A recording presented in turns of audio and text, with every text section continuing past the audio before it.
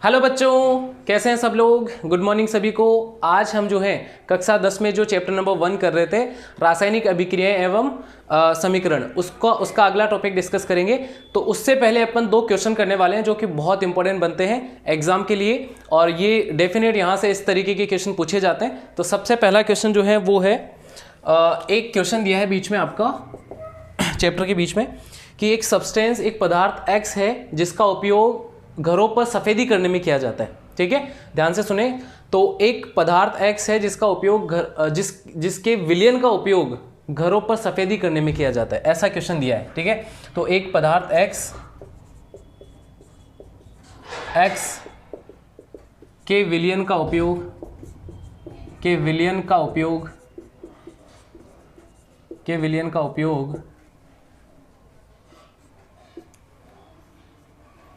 घरों पर सफेदी करने में किया जाता है। घरों पर सफेदी करने में किया जाता है।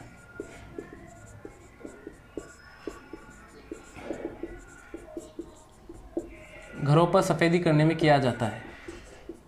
पदार्थ एक्स का नाम पूछा है और इसकी जो है जल के साथ अभिक्रिया आपसे पूछी गई है। ठीक है, तो सबसे पहले बात करते हैं हम। तो इसमें पहला जो क्वेश्चन पूछा है कि पदार्थ एक्स का नाम क्या है, तो बच्चा ये एक्स जो पदार्थ है ये होता है कैल्शियम ऑक्साइड। क्या होता है? Calcium oxide. और इसी को हम कहते हैं बिना बुझा हुआ चूना। कल भी शायद मैंने आपको ये बताया, बिना बुझा हुआ चूना। इसका उपयोग हम, इसके विलयन का उपयोग जो है सफ़ेदी करने में करते हैं, घरों पर पुताई करते हैं, वो ये होता है कैल्शियम ऑक्साइड। फिर बात करते हैं कि इसकी जल के साथ अभिक्रिया, तो हम बोलेंगे CaO+H2। ये जल के साथ अभिक्रिया करवा दो इसकी, तो ये बन जाएगा CaOH होल ट्वाइस, CaOH का होल ट्वाइस। ये आपकी अभिक्रिया हो जाएगी। ये बहुत इंपॉर्टेंट क्वेश्चन है, इसको बिल्कुल नोट कर लें आप लोग। ठीक है, स्क्रीनशॉट जरूर ले लें इसका एक बार, क्योंकि क्वेश्चन आता है ये। ठीक है, तो ये कैल्शियम ऑक्साइड होता है जिसको आप लोग जनरली, जैसे अपन मार्केट में जाते हैं बोलते हैं कली जो बोलते हैं अपन। ठीक है, गाँव में कली बोलते हैं इसको। तो पुताई में इसका उपयोग किया जाता है। ये जल में जब इसको पानी में लाके डालते हैं अपन, तो पानी बिल्कुल गर्म हो जाता है। ठीक है, वहाँ पे उष्मा उत्पन्न होती है, तो वो होता है, ये आपको ध्यान रखना है। कैल्शियम ऑक्साइड होगा, इसकी जल के साथ अभिक्रिया, इसका उपयोग किया जाता है किसमें? पुताई में।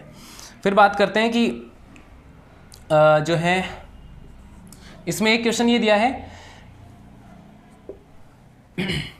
हाँ, एक क्वेश्चन ये दिया है कि पदार्थ एक्स का, इसी तरीके से एक और क्वेश्चन पूछा है कि पदार्थ एक्स का उपयोग, नहीं ऐसे पूछा है हाँ, कि कैल्शियम जो ये है कैल्शियम हाइड्रोक्साइड, इसका उपयोग पुताई करने में किया जाता है, और इसके जब पुताई करते हैं दीवारों पे, तो इसके 2-3 दिन बाद में उस पर चमक क्यों आ जाती है। ये भी बहुत अच्छा क्वेश्चन है कि सफ़ेदी दीवारों पर सफ़ेदी करने के 2 से 3 दिन बाद में जो है उस पर जो है चमक क्यों आ जाती है। ये बहुत अच्छा क्वेश्चन है। तो इसका आंसर आपको ध्यान रखना है कि कैल्शियम हाइड्रोक्साइड जो होता है, जब इसकी हम पुताई कर देते हैं, ठीक है, अब ये क्या करता है कि कार्बन डाइऑक्साइड जैसे इसके संपर्क में आती है, क्योंकि वायुमंडल में क्या है? कार्बन डाइऑक्साइड है। कार्बन डाइऑक्साइड जब दीवारों के संपर्क में आती है तो इससे अभिक्रिया करके कैल्शियम कार्बोनेट बना लेती है। क्या बना लेती है? कैल्शियम कार्बोनेट, और जल यहाँ से बनता है। तो इसकी अभिक्रिया ऐसे लिख सकते हैं अपन, CaOH whole twice.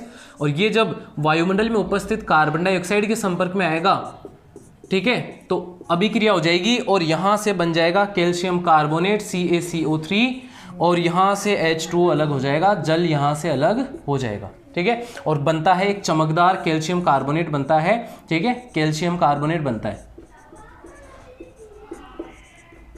Calcium carbonate बन जाता है। बहुत ही शानदार क्वेश्चन है, दोनों बहुत अच्छे क्वेश्चन है। पदार्थ एक्स वाला जिसके विलयन का उपयोग घरों पर सफेदी करने में किया जाता है, वो ये पदार्थ एक्स, तो ये है, इसका विलयन होगा CaOH का होल ट्वाइस, इसका उपयोग करते हैं। अब इसका उपयोग करने पे, इसी पे एक क्वेश्चन ये पूछा जाता है कि पुताई करने के 2 से 3 दिन बाद में जो है दीवारों पर सफेदी क्यों आती है, तो आपको ये वाली रिएक्शन लिख देनी है। ठीक है, तो इसमें आप लिख सकते हैं कि जो है पुताई करने के 2 से 3 दिन बाद में दीवारों पर सफ़ेद जो है चमक इसलिए आ जाती है क्योंकि कैल्शियम हाइड्रोक्साइड वायुमंडल में उपस्थित कार्बन डाइऑक्साइड से अभिक्रिया कर कैल्शियम कार्बोनेट बना लेता है, जिसके कारण दीवारों पर चमक आ जाती है। क्लियर है? इतना आपको ध्यान रखना है, स्क्रीनशॉट जरूर लेना आप एक बार इसका। अब चलते हैं हमारे अगले टॉपिक पे। तो हमारा अगला टॉपिक है विस्थापन अभिक्रिया। क्या है? विस्थापन अभिक्रिया।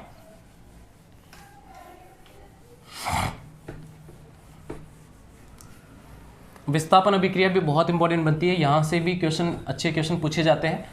तो विस्थापन अभिक्रिया पढ़ लेते हैं अपन।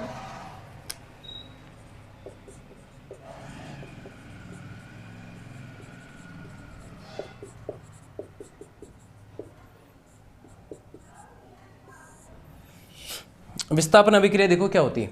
विस्थापन अभिक्रिया का मतलब होता है कि ऐसी अभिक्रियाएं जिनमें ज़्यादा क्रियाशील तत्व कम क्रियाशील तत्व को विस्थापित कर देता है, उसको कहते हैं अपन विस्थापन अभिक्रिया। क्या कहते हैं? विस्थापन अभिक्रिया। ठीक है, जैसे कि उदाहरण की बात करें अपन, तो उदाहरण में अपन लिख सकते हैं Fe+CuSO4, तो बनेगा यहाँ से FeSO4 प्लस Cu। ठीक है, और अपन लिख सकते हैं Zn प्लस CuSO4 बनेगा ZnSO4 प्लस Cu।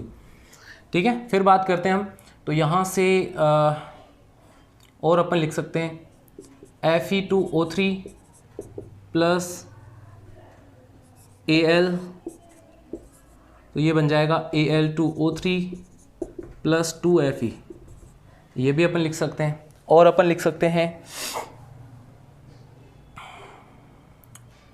ठीक है, इस तरीके से लिख सकते हैं। और सोडियम अपन लिख सकते हैं सोडियम प्लस कोई सॉल्ट ले लेते हैं, कॉपर सल्फेट, तो ये बन जाएगा, या जिंक सल्फेट ले लेते हैं यहाँ पे, जिंक सल्फेट, तो ये बन जाएगा Na2SO4 प्लस जिंक यहाँ से अलग हो जाएगा। ठीक है, इस तरीके से इनको बैलेंस भी आप कर सकते हैं। ठीक है, सभी को, वैसे ये तो बैलेंस है, ये भी बैलेंस है, इस वाले की बात करें ये भी बैलेंस है। इसमें देखेंगे आप तो इसमें संतुलित करने के लिए हमें सोडियम 2 है, तो यहाँ पे सोडियम 2 करने पड़ेंगे, और SO4 आपका है ही, तो इस तरीके से आपकी ये अभिक्रिया संतुलित हो जाती। अब इसमें बात करते हैं, तो ये सारे उदाहरण है किसके? विस्थापन अभिक्रिया के। किसके उदाहरण है ये सारे? विस्थापन अभिक्रिया के। अब यहाँ पे हमें देखने वाली बात ये है कि हमने जो परिभाषा बोली है क्या वो सेटिस्फाई हो रही है इसमें? हमने बोला है कि ज़्यादा रिएक्टिव एलिमेंट, ज़्यादा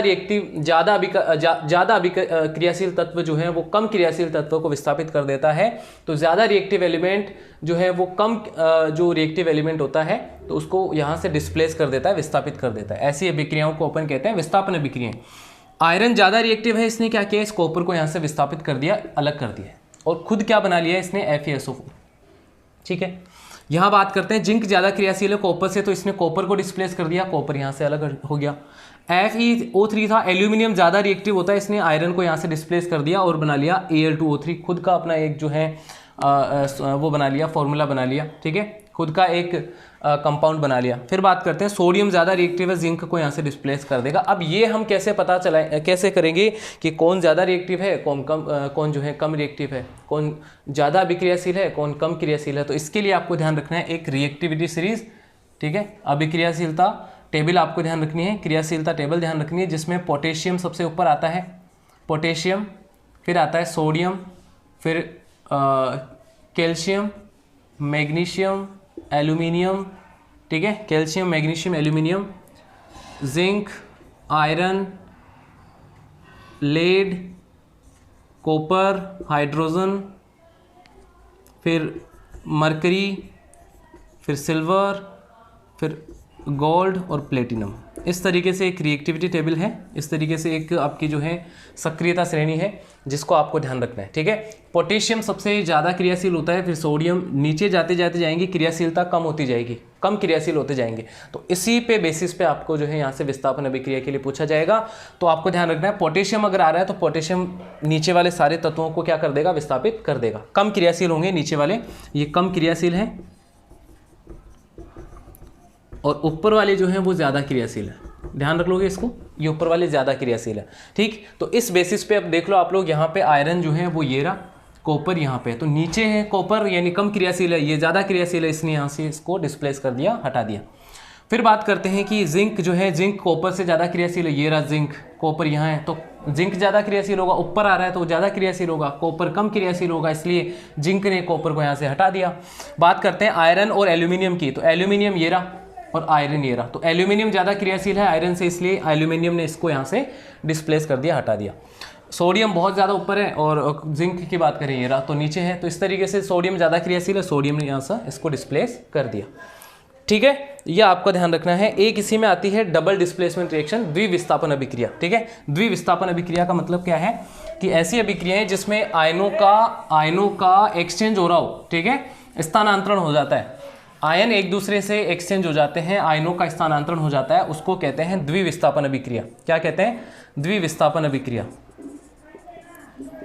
द्विविस्थापन अभिक्रिया ऐसी अभिक्रियाएं हैं जिनमें आयन एक दूसरे को एक्सचेंज कर देते हैं, आयनों का एक्सचेंज हो जाता है, उसको कहते हैं द्विविस्थापन अभिक्रिया। जैसे उदाहरण की अगर बात करें अपन तो इसमें आ जाएगा NaCl प्लस AgNO3 बन जाएगा NaNO3 और बन जाएगा AgCl2। क्या बन जाएगा? AgCl2।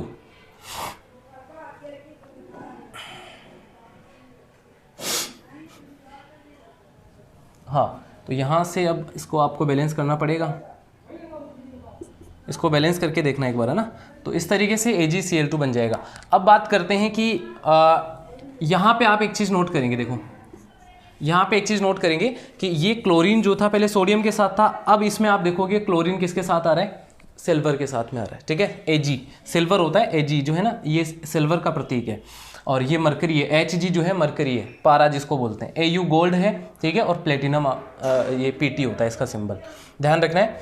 अब सोडियम के साथ क्लोरीन था, अब किसके साथ आ रहा है? तो ये यहाँ पे क्या हो रहा है कि ये क्लोरीन तो जा रहा है इसके साथ में, और नाइट्रेट जो है NO3 ये जा रहा है सोडियम के साथ में, तो मतलब आयनों का एक्सचेंज हो रहा है। तो ऐसी अभिक्रियाओं को अपन बोलते हैं क्या?